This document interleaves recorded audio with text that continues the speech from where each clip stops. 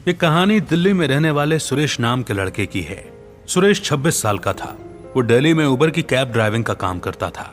सुरेश का पूरा परिवार केरला में रहता था, लेकिन सुरेश दिल्ली में अपनी पढ़ाई पूरी करने आया था।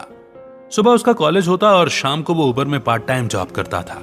उबर वाले सुरेश को अच्छी सैलरी देते थे, जिससे सुरेश का सारा खर्चा पानी निकल जाता था। सुरेश दिल्ली में रेंट पर रहता था। इस जॉब से उसका आधे से ज्यादा रेंट भी भरपाई हो जाता था। सुरेश शाम के 7 बजे से लेकर 1 बजे तक उबर में जॉब करता। एक दिन सुरेश जब अपनी राइड खत्म करके अपने घर की ओर निकल ही रहा था तो उसके फोन की रिंग बजती है। सुरेश ने अपना फोन देखा तो उसमें एक और पैसेंजर की राइड की रिक्वेस्ट आई थी।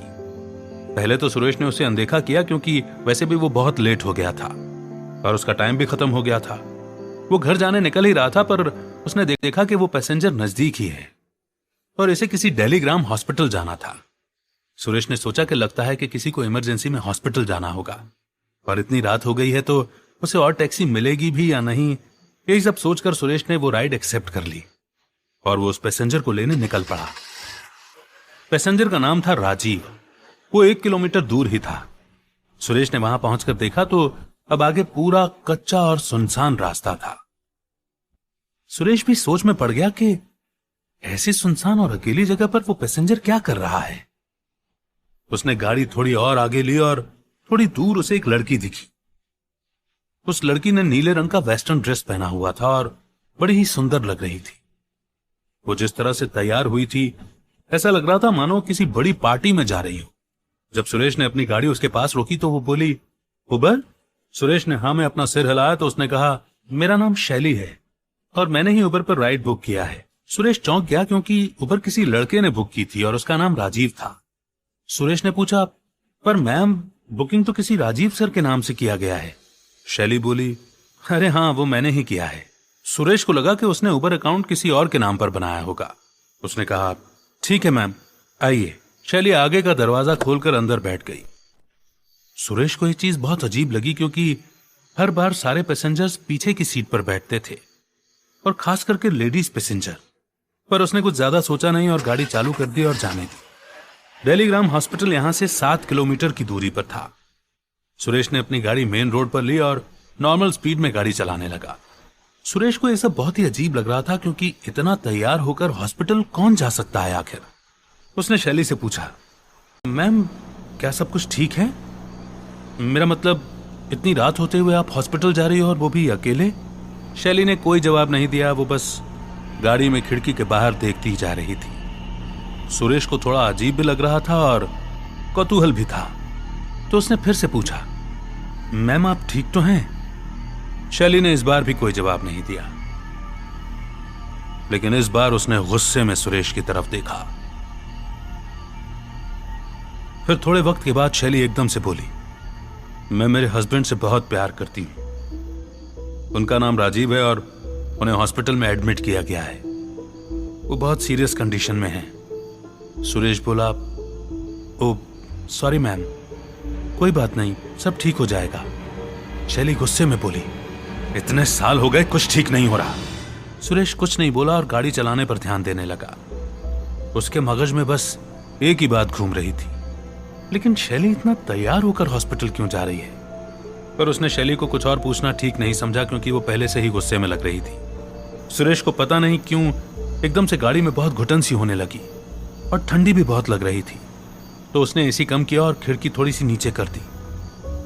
थोड़ी देर बाद उसकी गाड़ी के नीचे कुछ आ गया, तो उसने गाड़ी के अपर मिरर में पीछे का रास्ता देखा। थोड़ी देर के बाद उसे कुछ समझ में आया तो उसके पसीने छूट गए। उसने फिर से मिडिल मिरर में देखा तो उसकी आंखें खुली की खुली रह गईं, क्योंकि मिरर में उसे शैली दिख ही नहीं रही थी। सुरेश ने बड़ी हिम्मत जुटाकर शैली को देखा तो वो अभी भी खिड़की के बाहर कुछ देख रही थी। सुरेश कुछ सोच नहीं पा रहा था। वो अब बहुत ही डर गया था। शैली की ओर देखने की हिम्मत भी नहीं थी उसकी। सुरेश करता भी क्या? अगर वो कुछ बोलता तो उसे शैली नुकसान पहुंचा सकती थी। सुरेश ने अपनी गाड़ी साइड में रोक ली और गाड़ी के बाहर उतर गया और कहा कि मैम, गाड़ी में कुछ प्रॉब्लम हो गई है। शैली ने कुछ नहीं कहा और उसे बस गुस्से में देखती रही। सुरेश ने गाड़ी का बोनट खोला और उसके पीछे छुपकर उसने अपने मैनेजर को मैसेज छोड़ा, हेल्प। और अपना लाइव लोकेशन भेज दिया। उसकी समझ में कुछ नहीं आ रहा था और उसे डर के मारे बहुत घुटन होने लगी थी। सुरेश ने बोनट थोड़ा नीचे किया और गाड़ी में देखा तो गाड़ी में कोई भी नहीं था। उसकी सांसें तेज हो गईं और उसके हाथ से बोनट भी चिटक गया और जोर से बंद हो गया। सुरेश बिना कुछ सोचे समझे गाड़ी में बैठा और सीधे गाड़ी बढ़ा दी। पर थोड़ी ही आगे उसे शैली दिखी और रास्ते के बीच में इस बार वो कुछ अलग लग रही थी। उसके बाल खुले हुए थे, उसका चेहरा भी बदल गया था। उसके चेहरे की चमड़ी पूरी सूख गई थी और उस पर बहुत ही झुर्रियां आ गई थी और उसके मुंह से बहुत सा खून निकल रहा था। उसके हाथ पांव भी काफी बुरी तरह से छिल गए थे और खून की वजह से लाल दिख रहे थे। वो सुरेश को देखकर अजीब तरीके से हंस रही थी। सुरेश बहुत ही डर गया था। उसने अपनी गाड़ी धीरे नहीं की और सीधा उसके आर पार जाने दी। थोड़ा आगे जाते ही सुरेश की गाड़ी बहुत भारी लगने लगी, मानो उसकी गाड़ी में किसी ने बहुत सारा सामान रख दिया हो। सुरेश ने अपने साइड मिरर में जब देखा तो शैली उसकी गाड़ी के ऊपर बैठी हुई थी। सुरेश डर के मारे रोने लगा था और डर के मारे उसका पूरा शरीर ध्रुजाने लगा था। उसने गाड़ी और तेज चलाई। उसने फिर साइड मिरर में देखा तो वहां कोई नहीं था। थोड़ी देर बाद फिर से शैली वहां बैठी हुई थी। अब वो बहुत ही डरावनी आवाज में जोर जोर से चिल्ला रही थी। उसके हवा में उड़ते बाल और सिकुड़ा हुआ झुर्रियों भरा चेहरा, हाथ पांव से बहता हुआ खून और कर्कश आवाज इस सुनसान रास्ते में किसी का भी दिल बंद करने के लिए काफी थे। सुरेश भी डर के मारे बेहोश हो गया और उसकी गाड़ी जाकर सीधी एक डिवाइडर में घुस गई। अजीब बात यह थी कि गाड़ी उस हॉस्पिटल के सामने वाले डिवाइडर में ही टकराई। एक्सीडेंट की आवाज सुनकर हॉस्पिटल से कई लोग भाग कर आए। सुरेश ने सीट बेल्ट लगाई हुई थी और गाड़ी में एयर बैग भी था सेफ्टी के लिए। वो भी खुल गया था तो सुरेश को ज्यादा चोट नहीं आई थी। वो डर की वजह से बेहोश हो गया था। सुरेश को हॉस्पिटलाइज किया गया। सुबह जब सुरेश को होश आया तो उसने खुद को हॉस्पिटल के रूम में पाया। वो अब भी डरा हुआ था। जब डॉक्टर ने उससे पूछा तो उसने सारी बातें उन्हें बताई। सारे अस्पताल में यह बात फैल गई। तभी वहां सालों से काम करते एक वार्ड बॉय ने कहा, तुम पहले नहीं हो, ऐसा पहले भी 2 और उबर ड्राइवर्स के साथ हुआ है। तुम नसीबदार हो कि तुम्हारी जान बच गई, वरना पहले दोनों ड्राइवर्स की तो वहीं मौत हो गई थी।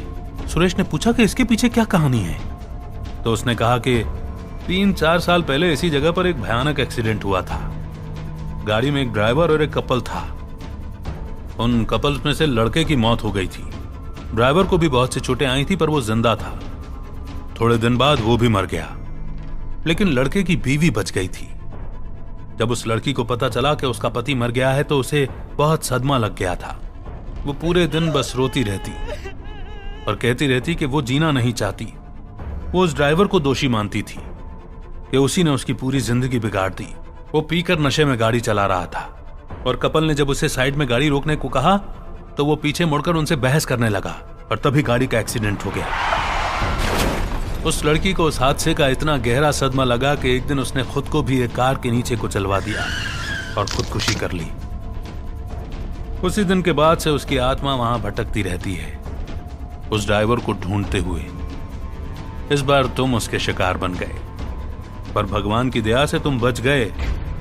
इस हादसे के बाद सुरेश ने देर रात तक काम करना छोड़ दिया था। कभी थोड़ा भी लेट हो जाता तो डर के मारे उसकी तबीयत बिगड़ जाती।